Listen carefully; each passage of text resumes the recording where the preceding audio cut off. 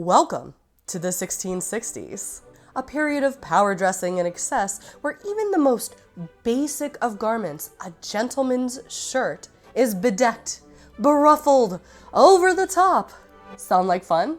I thought so. The catch is that there aren't any decent patterns out there for this era. Luckily, shirt construction doesn't change much over the century, so we can adapt some earlier specimens to get the silhouette we want. Masculine shirts, like feminine chemises, are all basic rectangles, squares, and triangles. Got a tape measure? Good, let's go. First, the shirt body. Shirts ranged in this period somewhere between the hips and the knee, whatever you would like. Measure your torso from the top of the shoulders down to your desired point and double. Standard width of the body panel was about 36 inches, or basically the width of the fabric, selvage to selvage. My fabric's 60 inches wide, so I'm actually going to go for 40 inches instead. Also, sorry if I sound weird. I've been battling a cold for days and days, and I can't put this off any longer if I'm actually gonna get this video out. So, I hath armed myself with tea, and I promise it's not like this for most of the video. Next, you need 2 triangular neck gussets, between 2 and 3 inches wide.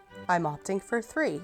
You need 2 sleeves. Measure from shoulder to wrist over a bent elbow. Earlier versions are about 15 to 18 inches wide, but you want more volume and more puffs for this decade. Mine will be 26 by 29. You'll also want 2 6 by 6 inch underarm gussets. Then, collars and cuffs. Measure comfortably around the neck. The collar can be somewhere between 1.5 and 2 inches high. I'm small, so I'll opt for the smaller height and cut one collar piece 4 by 18 inches. You'll need 2 1-inch wide cuffs. Mine will be 9.5 by 3. And finally, 2 more measurements you'll need later. Your center front opening, which runs from about 5 to 12 inches down from the neck. I'm going for 6. And to cut your neck hole, the distance from shoulder to neck. Mine is 7 inches. Subtract that from half the width of your neck gusset. So if my neck gusset is 3 inches, that's 1.5. And my shoulder number is then 5.5. The average size person should be able to get this out of 2.5 to 4 yards of fabric, depending on your width. They were typically made out of the finest, whitest linen that you could afford. Since fine linen is hella expensive, I'm opting to use cotton voile instead, which will give the look for a much more affordable price, especially since I don't expect to get a lot of use out of this garment. It only took me about 15 minutes to get all of my pieces cut out. I'm sorry I didn't film it. Unfortunately, they've been painting my apartment for the last 7 days. It's only taken them 3 days to do all of the other apartments, but because of weather problems, it's taken them 7 days and they're still not finished, which means that I've been sitting here in the dark with all of my blinds closed, walking around, not being able to film for 7 days. It also means that I've been sharing space with all of my plants, including Bert and Ernie, my elderberry plants that are in 50-gallon plant pots in my sewing space. So here are all of the pieces that I've cut out. Of note, because this cotton voile is so very sheer and delicate, I decided for the gussets to cut out double. And I'm essentially going to flatline both of my underarm gussets as well as the neck gussets, because I think it'll just make it that little bit stronger and a little less likely to tear. If you're doing something like linen, you probably don't need to worry about this. I've done this many times, but it always trips me up, so we're gonna do it together again. Gusset, sleeve. The sleeve is slightly narrower than it is long, so I'm gonna fold it in half. This is the side seam. I'm gonna write it down. Side seam. This is the top. This is a 6 by 6 inch gusset. That means I need to sew up 1/2 inch seams, so essentially 5.5.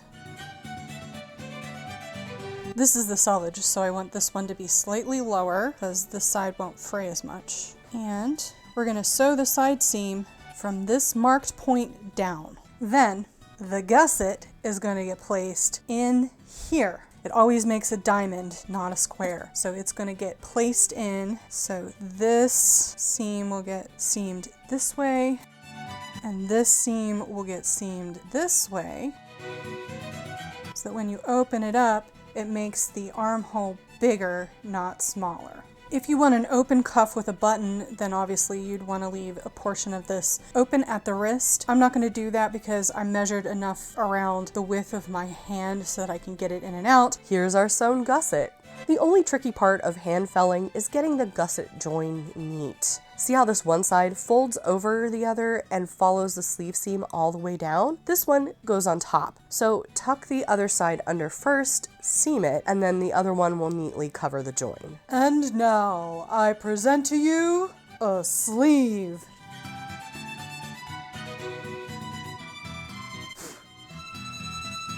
Riveting YouTube content right there. Typical. All right, so our sleeve is constructed. It goes like this. Now, boop, before we can actually put that onto the body of our shirt, we have to seam up the side seams of the shirt.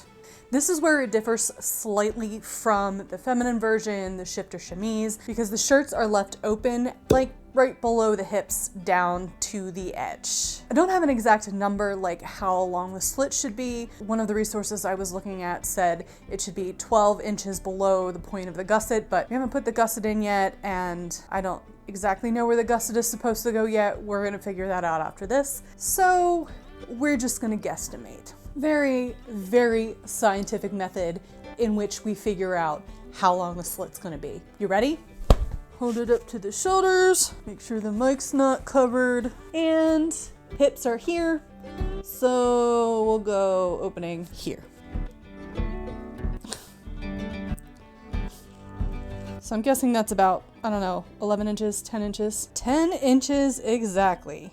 Man, I'm good.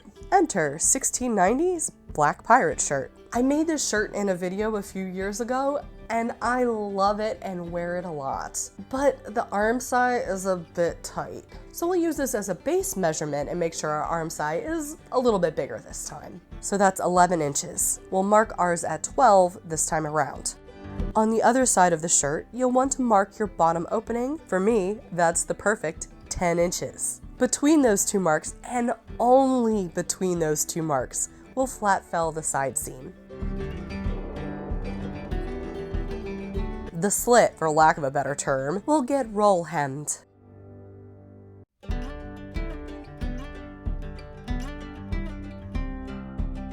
I had the weekend to think about it because I was at an event, and I've decided that before we put the sleeves on these things, since I sort of guesstimated the arm size, I'm gonna go ahead and cut open the neck and try it on my body and make sure everything is all right, and then add the sleeves. Sometimes the noggin functions, sometimes it doesn't.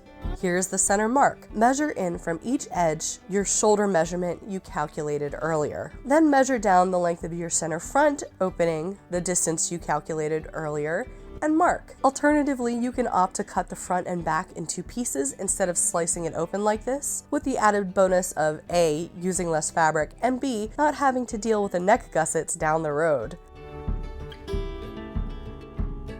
Here we go. It's still kind of hard to tell without gathering the neck whether this is going to work on my body.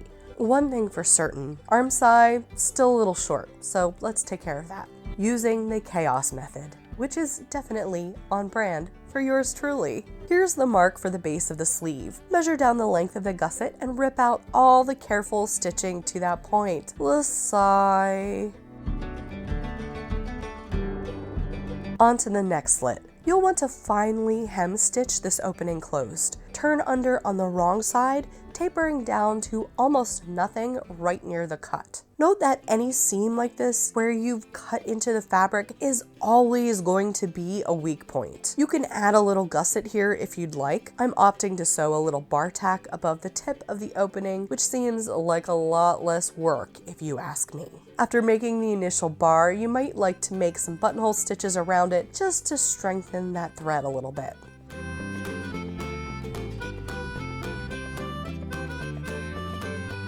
Onto the triangular gussets on the neck edge. Don't skip these. Point the center of the triangle into the corner of your neckline, snip, and sew that baby down.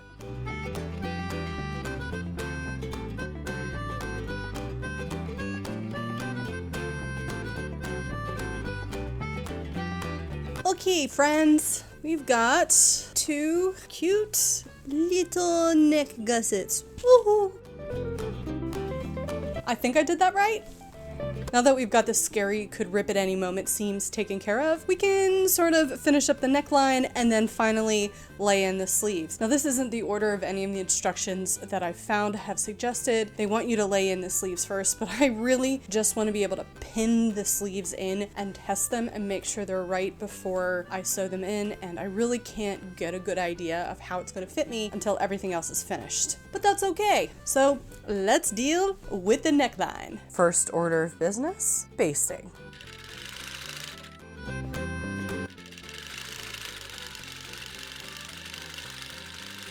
Pin the collar to the shirt, right sides together, and gather that sucker down.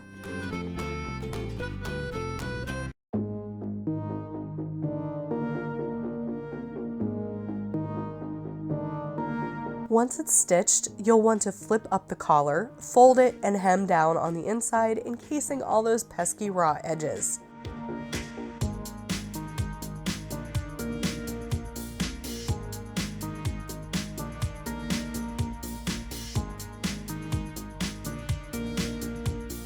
Not bad.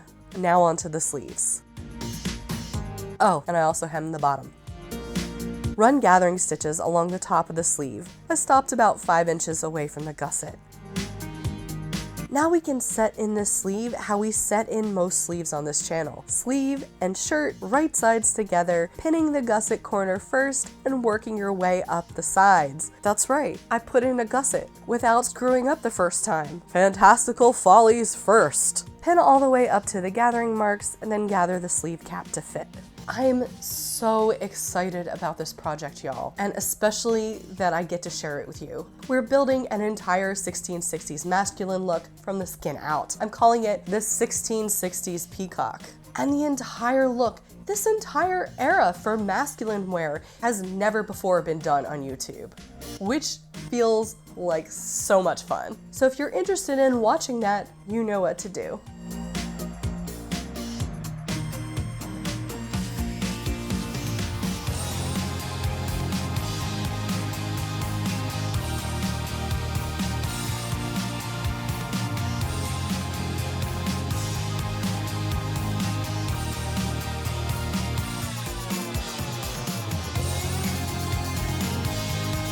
Originally, I was going to just gather the bottom of the sleeve down to a cuff, but in retrospect, I've decided that it'll be easier to make the edge split and put the cuff on here. That way I can push the sleeves up higher on my arms when it gets hot outside. These are the kind of modifications you have to make when you live in a hot climate. Most of the time, I'm gonna be wanting to push these things up, except for like the 2 months in January and February when it's too cold to do that.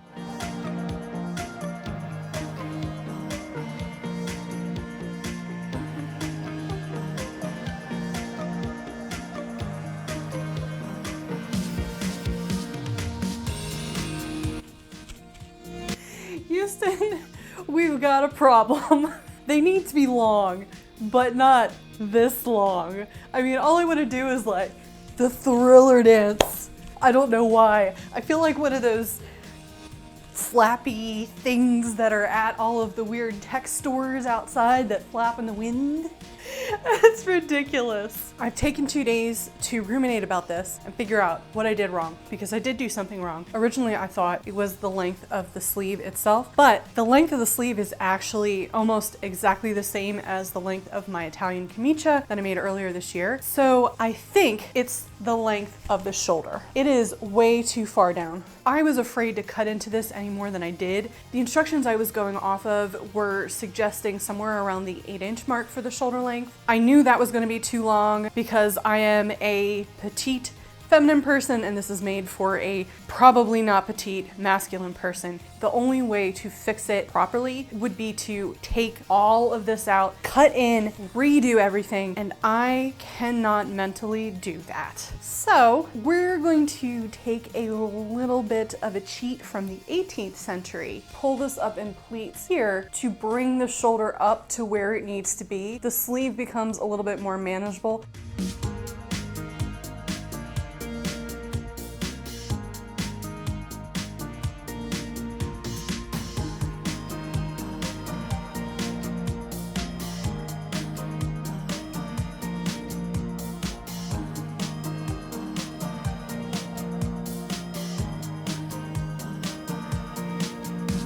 Stitch through all layers of the pleats using a prick stitch.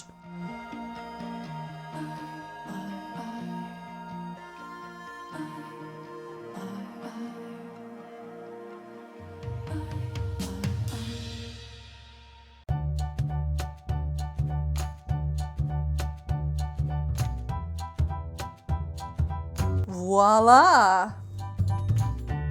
A lot better. Still got some poof to play with, but I don't look like a flippy floppy thriller dancer. Yay! Last night off camera, I went ahead and added some fastenings, 2 hooks and eyes for the collar and buttons for the wrists. And I'm feeling snazzy. So now we can get to the fun part. Oh, did you think we were done? My sweet summer child. This is the 1660s. It ain't done till it's black and burnt and in the trash. We need to add some puffs and some lace to this bad boy. Because lace was so expensive, these additions would be removable so that you could interchange them between each shirt as you wore them and they needed to get laundered. I'm going to be using some synthetic polyester lace. Obviously, this is not ideal nor a historically adequate material, but you know it's better for the environment than buying new natural fibers? Repurposing synthetic fibers that would otherwise get thrown away, and that's what I'm doing. This lace is left over from making a mock-up for a very good friend's wedding dress, and I intentionally saved all of the scalloped edges of this for this particular purpose. According to the sources I have, both the elbow ruffle and the wrist ruffle would have averaged about 2.5 inches, so we're gonna cut 3-inch wide strips since we don't have to edge finish the bottom edge. The calculations they gave me were 62 inches for the elbow and 31 inches for the wrist. I don't quite have enough fabric to make that work, so I did a little math and I came up with 20 inches for the wrist and 40 inches for the elbow.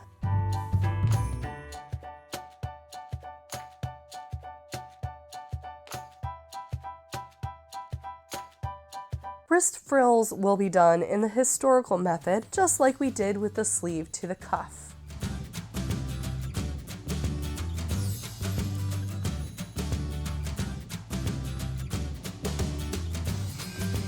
The elbow frills, not so much. Traditionally, the sleeve would be gathered at the elbow, and the frill, I believe, was tied over top. If you've ever tried to tie something one-handed on your own arm, you know why I'm not doing this. So we'll sew the lace to elastic for ease of dressing. Stretch the elastic out and slightly gather the lace to fit. Now, slowly, carefully, with the elastic taut, zigzag stitch the lace to the elastic. Do not rush, or you will cry. Seam the edges together with another zigzag. And the most important part of a 1660s masculine ensemble, ribbon. In this case, a very modest amount of only 2 4-loop bows.